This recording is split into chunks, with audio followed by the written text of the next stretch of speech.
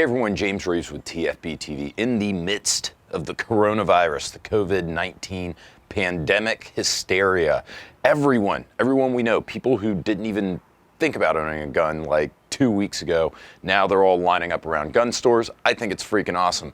One of those people includes my stepdad. My stepdad's like, hey, Jay, what do I get? What do I get to defend myself and your mother?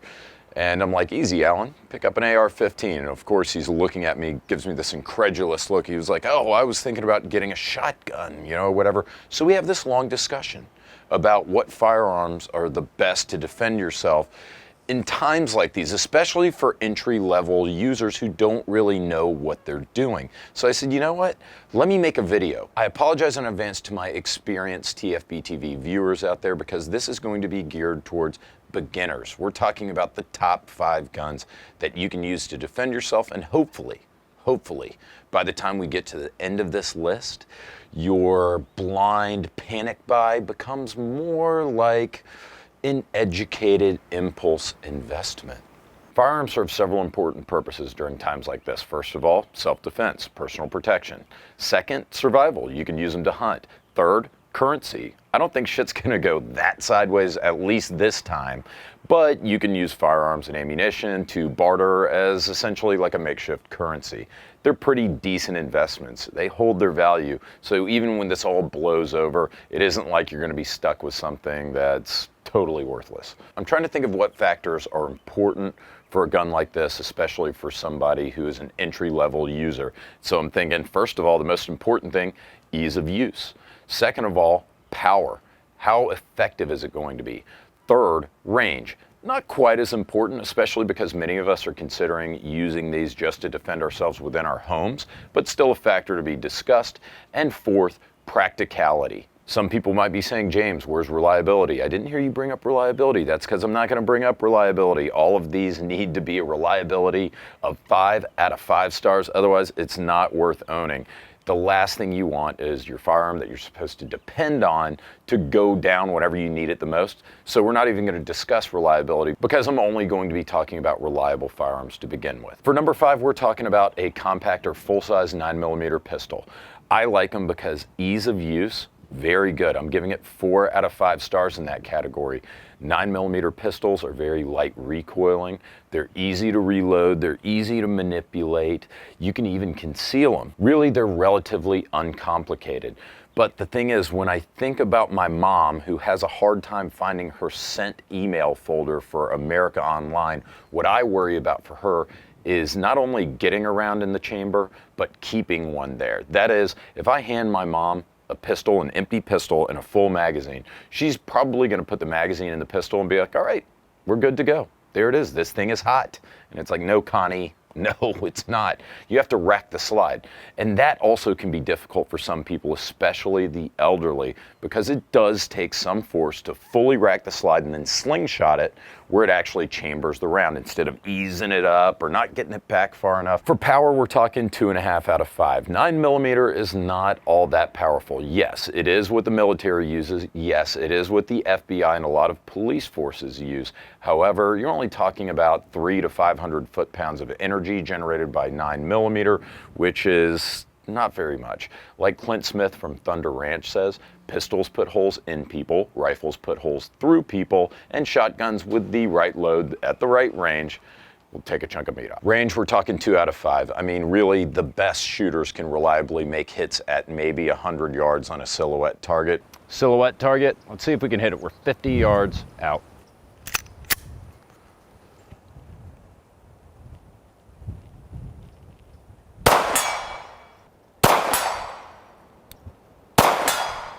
The sights aren't that great, and you don't have a very stable platform to shoot from. But for practicality, handguns are about as good as it gets. They're inexpensive, ammo's plentiful, especially for 9mm.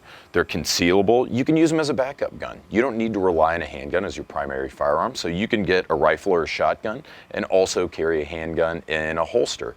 That also means you can lend it to your buddies. If you have somebody who's unarmed who needs a pistol for self-protection, it's pretty easy to just lend them a 9mm pistol, and they're probably gonna know how to use it, or at least can be shown how to use it rather quickly. So all in all, I'm gonna give 9mm compact and full-size handguns 3.5 out of 5 stars. My 3 favorites for this category are the Glock 17 and 19. Those have a 15 or 17 round capacity depending on the model. Very easy to shoot and perhaps the most reliable sidearms you can buy. But they don't have safety. So if you want a safety or if you want something a little bit less expensive, I like the Smith & Wesson M&P series. Same capacity, functionally the same performance, a little bit less expensive, and you can get them with a manual safety. If you want to go Gucci on them, you can get the SIG P226 or 229 series. I like these guns because, again, they're utterly reliable, proven designs, but they have an all-metal frame, so they're a little bit heavier than the polymer pistols like the Smith & Wesson M&P or the Glock, which means a heavier frame, less felt recoil. Number 4, 12-gauge shotgun, and there are a lot of misconceptions about how easy to use and how effective a 12-gauge shotgun is that we're going to address momentarily, but let's talk about why it's good. And that would be the power department, where it gets a 5 out of 5. If you can't solve the problem with a 12-gauge shotgun, it pretty much can't be solved. Remember I mentioned that you get like 400 foot-pounds of energy from a 9mm projectile that weighs like a quarter ounce? With a 12-gauge slug that weighs 1 ounce, you get over 3,000 foot-pounds of energy. The main issue and the source of one of those misconceptions I'm talking about is that people believe that you can use birdshot to defend yourself. I do not recommend this at all. Birdshot is not lethal, even at point-blank range. But if you use buckshot or slugs, it's an absolute monster. Now, ease of use, I'm only going to give this 3 out of 5. Everybody always thinks that shotguns are so simple, they're so easy to use, but it's not the case. Not only does it take a little bit of technical know-how to top off a tube or to load or unload chamber around in a shotgun, but it takes a little bit of coordination to reload one under pressure, and it takes some good thumb strength to actually jam a tube up. And let's also talk about recoil. Yes, they do generate a lot of power, but if you're shooting buck or slugs, I mean, I weigh 185 pounds and I definitely feel that pressure whenever I fire a slug or double-aught buck. Everybody thinks that they went and they shot a 12 gauge when they were a kid and they were shooting birdshot, shooting skeet, clays, whatever, and they're like, oh, that wasn't that bad. Well, yeah, you're probably using reduced power bird loads. Try that with double-aught buck. Change your tune just a little bit if it doesn't dislocate your shoulder. So that's why I worry about someone like, say, my stepdad relying on a 12-gauge shotgun for personal defense. Range, we're talking only 1 star out of 5. With double-aught buck, you can't do better than, say, 50 yards before your pattern breaks up to the point that you're really just guessing. Speaking of, that's another misconception. It's just like, hey, all I have to do is shoot at this guy's general direction if I've got buckshot. Not the case. At 10 yards, you're talking about only a 4 or 5 inch group, say, with buckshot. And at 20 yards, that does open up to anywhere between 10 and 15 inches, but 20 yards is quite a distance away. So while you do get some spread with a 12-gauge shotgun, it isn't like just point in their general direction and pull the trigger. Practicality, I'm gonna give them 3.5 out of 5. They're pretty practical, they're effective, and it's a little bit like riding a bike. Everybody has used a shotgun before, whether it was when they were a kid or as a young adult, and everybody kind of has an idea of how they work, so that makes them a little bit more practical than something like, say, an AR-15. 12 gauge is cheap, easy to find, albeit a little bit heavy. And 12 gauge shotguns are legal, especially pumps, just about anywhere, I guess, if you give a shit about that. Your main downsides, you're talking limited capacity, slow rate of fire, especially with a pump. They're heavy, and like I said, they can be a little bit complicated for people to use, especially under pressure. Those are your main downsides, but we're still gonna give 12 gauge shotguns 4 out of 5 stars. Now, as far as shotguns that I like, I think the Remington 870 Police pump, the police model, that is the one made in Ilion, New York, great quality control out of that factory, uses a steel receiver so those things can take a beating, and they're not all that expensive. Similarly, for a semi-automatic, I like the Remington 1187 Police. It's a semi-automatic shotgun, decent capacity, and it's got a self-regulating gas system, so you can put birdshot in it or you can put slugs, and you don't have to do anything to make sure that it's going to work. It's functionally foolproof. Finally, as kind of a sleeper hit, I like the Mossberg Maverick. So Mossberg's answer to the Remington 870 series is the Mossberg 500. That's more expensive than the Mossberg Maverick. The Mossberg Maverick is a budget Mossberg 500, but it works very well. It's very reliable, and it even has some parts compatibility with the very popular Mossberg 500.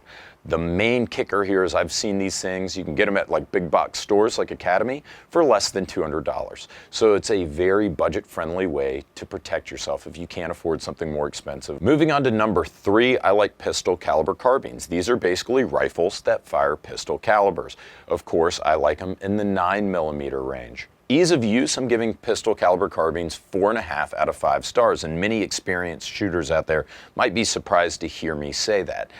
That's because it isn't like you grew up on Pappy's farm with an H&K MP5. Everybody had like a shotgun or a hunting rifle if they grew up in the country. Nobody really had like a submachine gun, right? Or a pistol caliber carbine.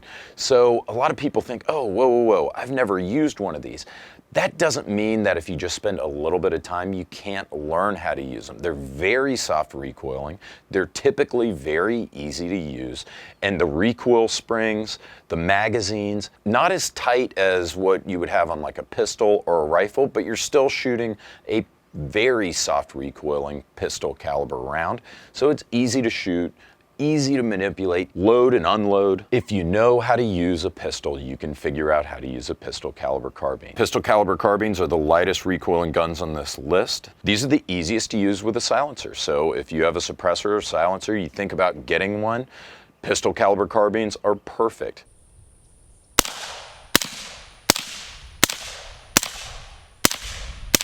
They're easy to mount optics and flashlights on, and they're usually very lightweight for being rifles, like they can be 5 pounds or less. For power, we're giving it 3 stars out of 5.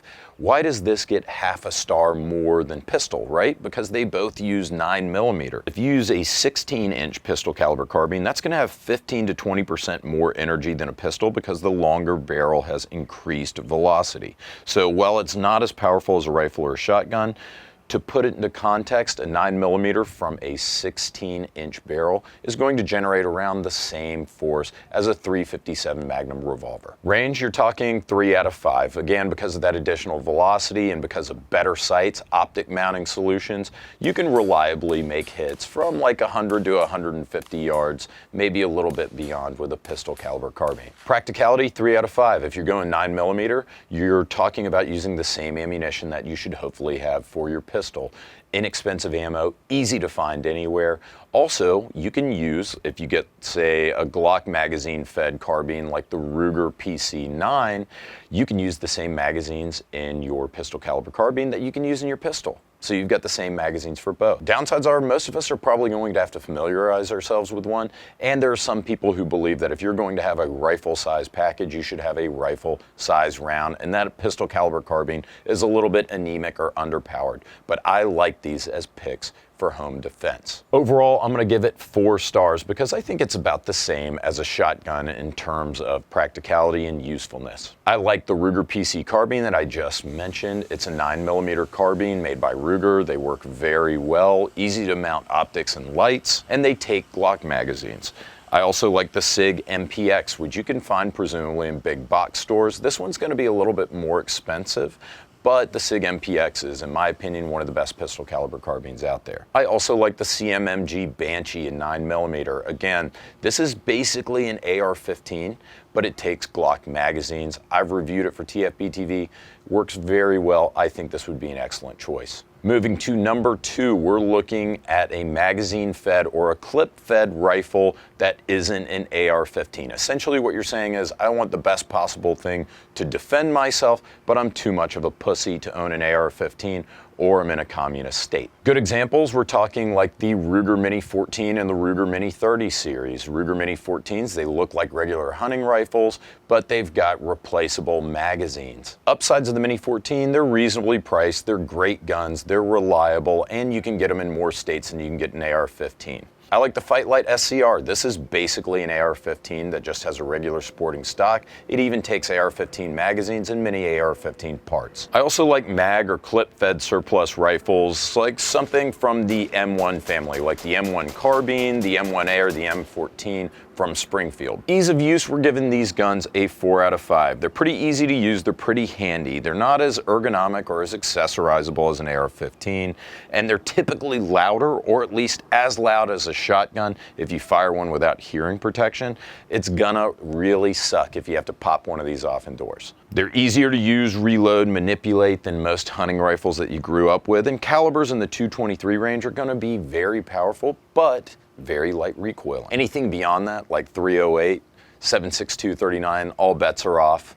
Recoil goes up from there while power goes up, but it could be not as easy to manage for most people.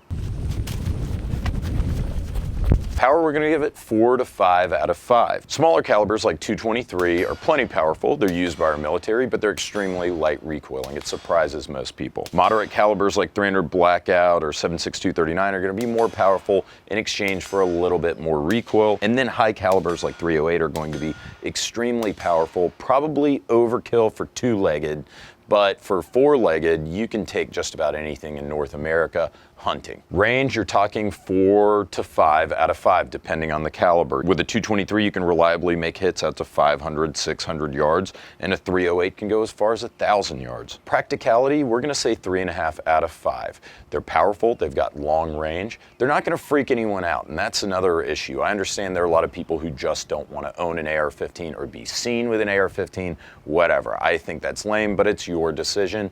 These guns, because of their standard hunting profile buttstocks, they're much more approachable. They're legal in most states. They've got a higher capacity than, say, like a regular hunting rifle or a shotgun, plus easy to change magazines quickly. On the downsides, they're usually more expensive than an AR-15, but not as functional and not as ergonomic. They also sometimes take proprietary magazines, and parts or accessories can be more difficult to find for something like a surplus rifle or an M1 or the Ares SCR versus like a standard AR-15. I'm gonna say overall this is a pretty good choice, which is why it's number 2, and it gets 4.5 out of 5 stars. Let's wrap this list up with the number 1. You guys have gotten plenty of hints, so you shouldn't be surprised to find out that my number 1 pick is the AR-15. Which AR-15 do I like? God, guys, there are so many good options out there, and I've reviewed so many of them on TFBTV.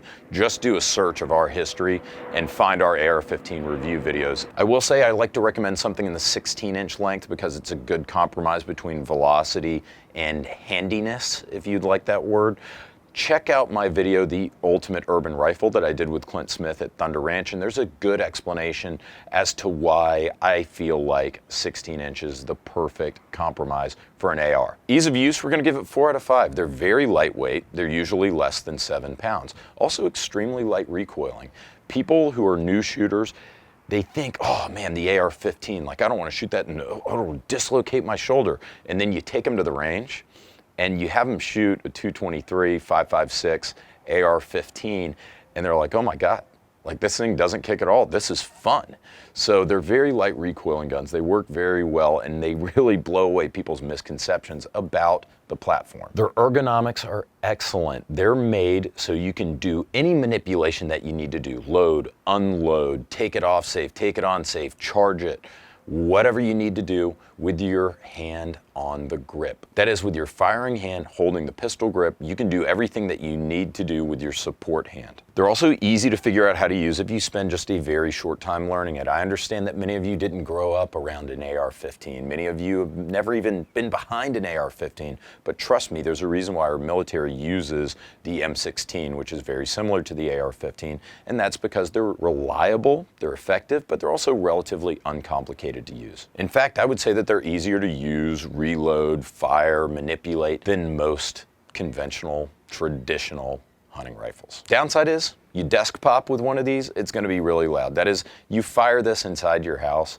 especially if you have an AR with a muzzle brake, they are pretty freaking loud, notwithstanding the fact that they are very light recoiling. Power and range are kind of inextricably linked. They're related to the velocity of the projectile. Now, 223 has pretty good ballistics. You can make hits out to 500, 600 yards with your 16-inch barrel AR. 223 is a small round. I mean, it is basically a 22 round. So it generates most of its power through fragmentation. That is, whenever it hits a soft target, as long as it's going over 2,500 feet per second, it's going to reliably fragment. And that is basically like, explode inside of the target.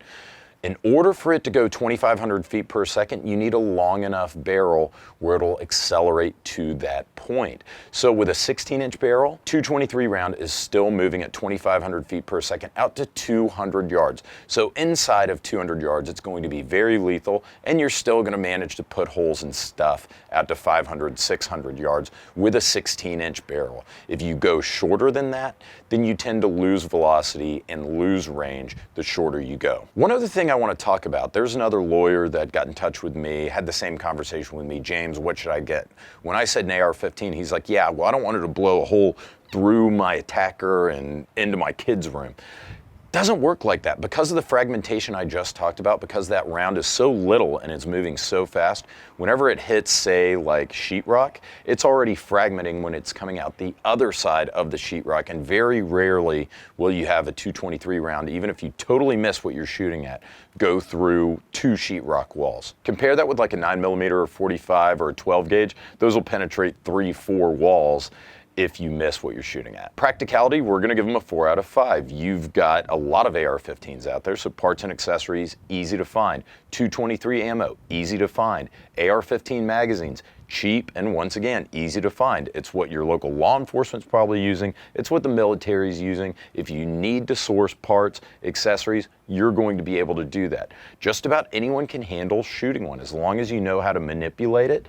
Shooting one's easy. They're light recoiling, they're lightweight, they're easy to carry. They work well at long range, they work well at short range. They're inexpensive for what they do, and it's possible to get a decent quality AR-15 for under 500 bucks. They've got high capacity, you've got a higher volume of fire than say a hunting rifle or a shotgun. You can use them to hunt and take small game if you need to. Really, the only downside is the learning curve and the fact that it just kind of freaks some people out. I suggest you get over it and just recognize, guys, that an AR-15 is pretty damn good for personal defense, which is why it gets 5 out of 5 stars and is the #1 in our list for guns to defend yourself during a state of emergency. Oof.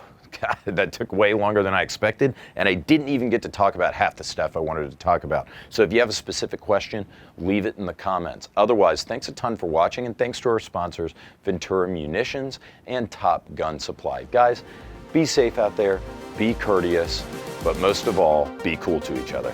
Take care.